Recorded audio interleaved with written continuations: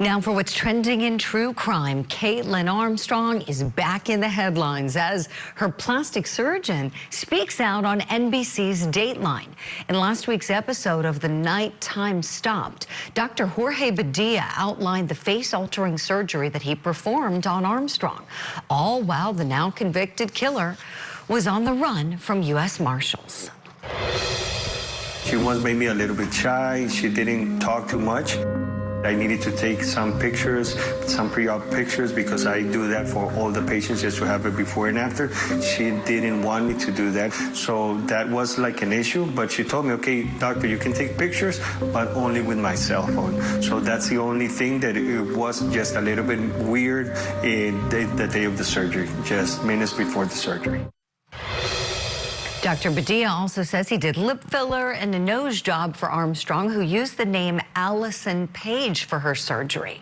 So our question this morning to our power panel, did the disguise lead to her demise? Let's bring in our guests now. Law enforcement expert Sonny Slaughter's with us. Retired criminal defense attorney Kirk Nurmey's with us as well. And also former child abuse prosecutor and criminal defense attorney and law professor Wendy Murphy. Great to have you all on the program this morning. All right. Did the disguise lead to her demise? What do we think? Sonny Slaughter, would you start us off, please? Good morning, Julie, and to my amazing co-guest.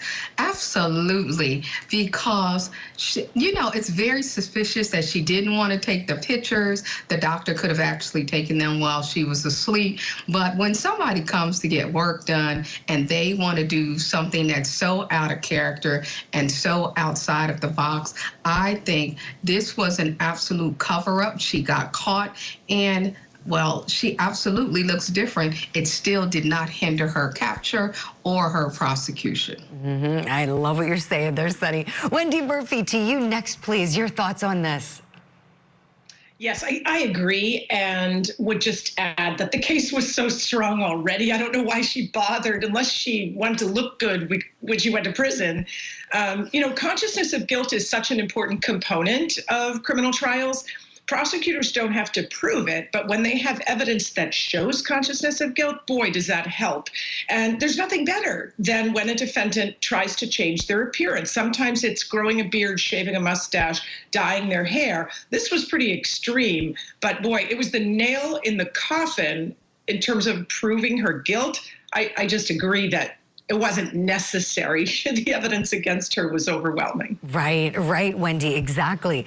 Kirk Nurmey, last but not least, tell us what you think of this, please. I agree with everything that's been said. I think Wendy hit the nail on the head. The evidence against her was strong enough anyway that this additional bit, her fleeing to Costa Rica for the surgery, just added all the more to it. But I think about what's interesting, peeling back the curtains. If you're a defense attorney, you go back, you're sitting with your client, you're talking about this evidence, and they always have some kind of explanation for it all. It's always almost laughable. You got to keep a straight face and you go, do you really expect a juror to believe that? Do you want a lawyer who's dumb enough to believe this? Look what you did, and really hit them hard with the evidence so they know what they're facing at trial.